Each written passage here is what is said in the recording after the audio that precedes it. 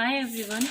Last class में मैंने आपको एक न्यूमेरिकल दिया था जिसके अंदर रिएक्शन थी आपकी A+2B चेंज इनटू 2C+D।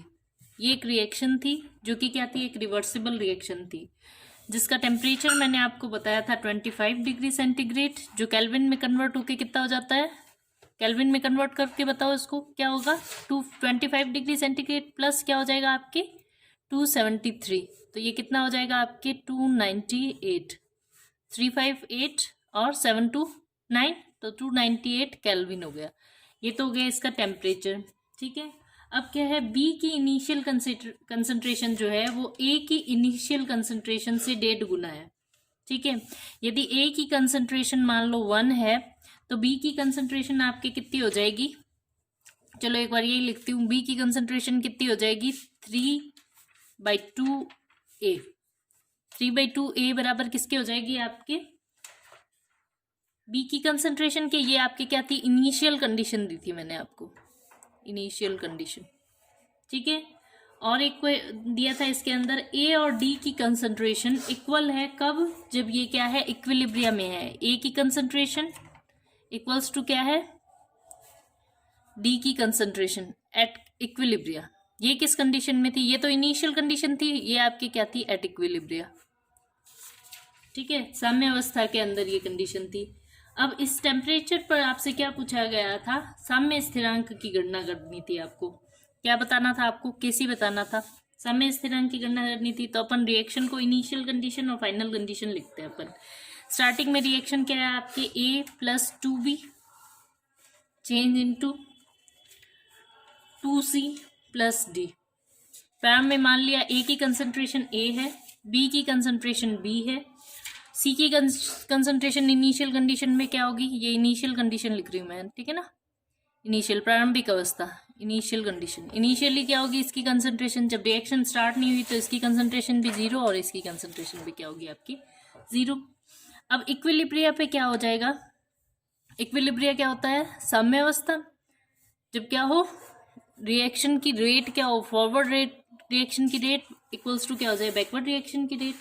तो उस कंडीशन में मान लिया ए में से x मोल चले गए, ठीक है, तो बी में से कितने जाएंगे, बी में से जाएंगे 2x मोल। समझ में आ रहा है, क्योंकि इसके क्या है 2 है, इसके 2 मोल रिएक्ट करते हैं एक से, तो इसका यदि x मोल रिएक्ट करेगा तो इसके डबल करेंगे तो कितने हो जाएंगे -2x। अब इसकी कंसंट्रेशन कितनी बची A-x, इसकी कंसंट्रेशन कितनी बची B-2x। समझ में आ गई इतनी बात।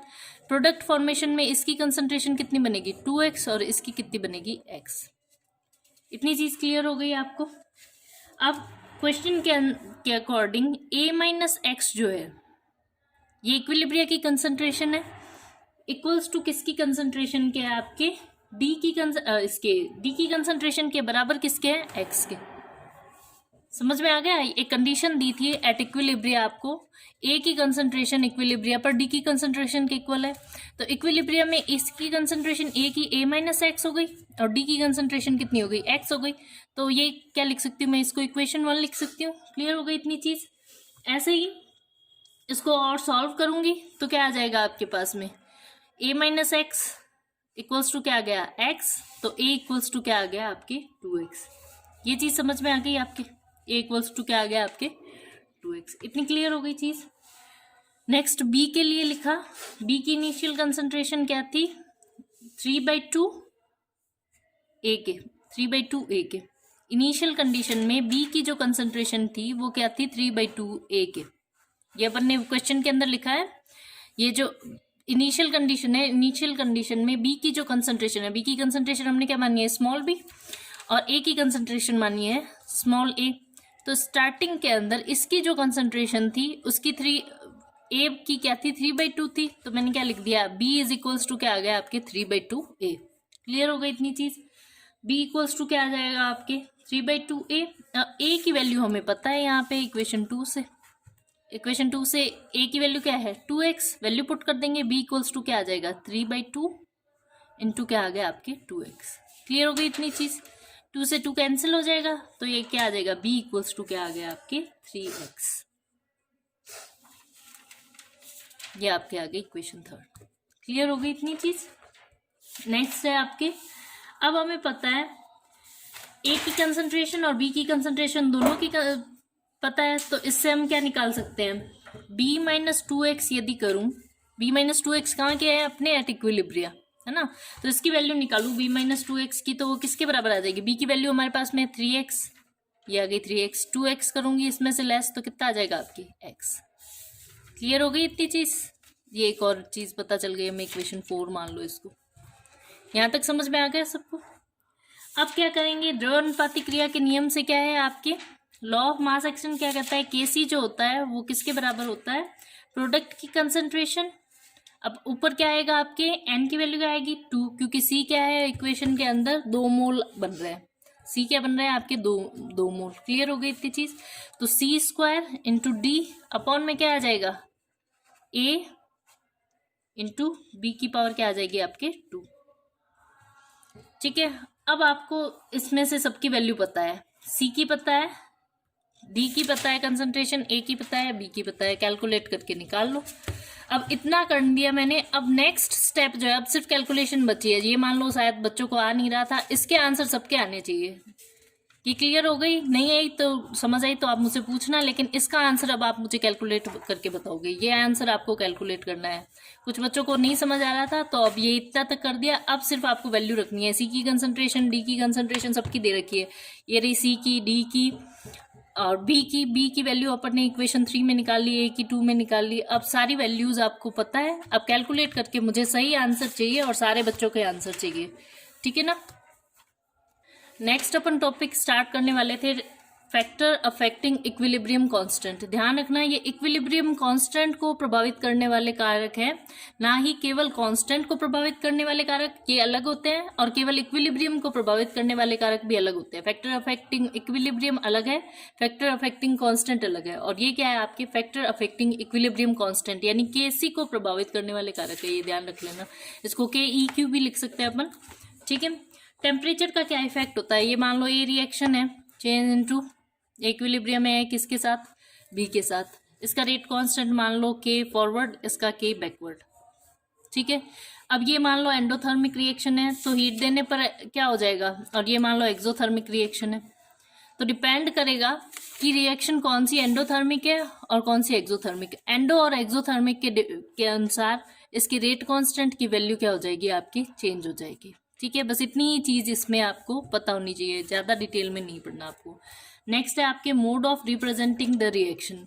Mode of representing the reaction है, मान लो आपके A plus B change into है C2C प्लस D, इस तरह से रिएक्शन है। तो यदि मैं इसको इस तरह से प्रभावित लिखूं तो क्या हो जाएगा आपके, Kc की वैल्यू क्या हो जाएगी, प्रोडक्ट की कंसंट्रेशन अपॉन रिएक्टेंट की कंसंट्रेशन C की पावर 2 D की पावर 1 अपॉन A की कंसंट्रेशन इंटू B की कंसंट्रेशन। क्लियर हो रही है ये चीज। नेक्स्ट यदि मैं इसको इस तरह से लिखूं, रिएक्शन को उल्टा लिख देती हूँ, 2C plus d change into A plus b. अब क्या हो जाएगा, रिएक्शन हमने लिखी है उल्टी, उल्टी लिखने पर Kc की वैल्यू क्या हो जाएगी, इसके जस्ट अपोजिट हो जाएगी, कितनी हो जाएगी। अब आपके प्रोडक्ट क्या है A और B, और रिएक्टेंट क्या है आपके C एंड D, तो ये आपके C की पावर 2 और D। क्लियर हो गई इतनी चीज। ये डिपेंड करता है कि आपने किस प्रकार से रिप्रेजेंट किया है रिएक्शन को। रिएक्शन को आप उल्टा रिप्रेजेंट करोगे तो Kc की वैल्यू क्या हो जाएगी, चेंज। इसको मान लो आप Kc डैश लिख लो, तो Kc और Kc डैश की वैल्यू क्या हो जाएगी, इक्वल कभी प्राप्त नहीं होगी, हमेशा क्या हो जाएगी, अलग अलग प्राप्त होगी, क्योंकि किसी रिएक्शन के फॉरवर्ड होने की टेंडेंसी ज्यादा होती है और किसी रिएक्शन के बैकवर्ड होने की टेंडेंसी ज्यादा होती है। क्लियर हो गई इतनी चीज। नेक्स्ट है आपके mode of representing the stoichiometry of equation. इस पे भी डिपेंड करता है, इस पे तो एकदम क्या कह सकते हो पावर के अंदर डिपेंड करता है, तो ये बहुत इंपॉर्टेंट है और ये बहुत पूछा भी जाता है एग्जाम में, फ्रिक्वेंटली पूछने वाला mode of representing the stoichiometric equation है। एक एग्जांपल लेते हैं आपके N2 plus O2 change into 2NO। एक तो मैंने इसको ऐसे लिखा रिएक्शन को, ठीक है। यदि मैं इसको ऐसे लिखूं, half N2 plus half O2 change into NO, दोनों सेम ही रिएक्शन है ना, सेम ही रिएक्शन है, बस मैंने इनकी स्टोइकियोमेट्री चेंज कर दी है। इसको मैंने फ्रैक्शन के अंदर लिया है, इसको मैंने फ्रैक्शन में नहीं लिया, बस। अब इक्वेशन 1 के अंदर K की वैल्यू क्या आएगी, Kc की वैल्यू क्या आ जाएगी आपकी, Kc की वैल्यू आ जाएगी NO की पावर, प्रोडक्ट की कंसंट्रेशन की पावर 2, क्योंकि 2 मोल बने हैं, ठीक है। इन अपॉन में क्या आ जाएगी, रिएक्टेंट की कंसंट्रेशन N2 इंटू O2। ये क्लियर हो गई, ये चीज़ आपको दिखाई दे रही है अच्छे से। नेक्स्ट मैंने लिख दिया KC डैश, K डैश, ठीक है। तो K डैश के लिए इसकी वैल्यू क्या आ जाएगी आपके, ऊपर तो क्या है NO, अपॉन में क्या आ जाएगा आपके N2 O2। अब इसके अंदर आपके क्या है, स्टोइकियोमेट्री क्या है, हाफ हाफ, तो पावर क्या चली जाएगी आपके, हाफ और हाफ। ये चीज़ क्लियर हो गई। जो इसके मोलों की संख्या होती है वो किस में जाती है, पावर के अंदर, तो यहाँ पे क्या चली गई, पावर के अंदर। तो K डैश क्या हो गया, छोटा हो गया K से, और कितना हो गया, क्या हो गया इसका relation, K is equals to हो जाएगा आपके अंडर रूट K डैश। ये वाला एग्जाम्पल आप अच्छे से याद रखना, कि एग्जाम में आपको बहुत ज़्यादा पूछा जाता है। यही क्वेश्चन है जो बहुत फ्रिक्वेंटली पूछा जाता है। नेक्स्ट और लास्ट है आपके mode of representing amount of substance. इसको कैसे लिख सकते हैं अपन, मान लो अब मैंने एक रिएक्शन लिखी है A plus B change into C plus D.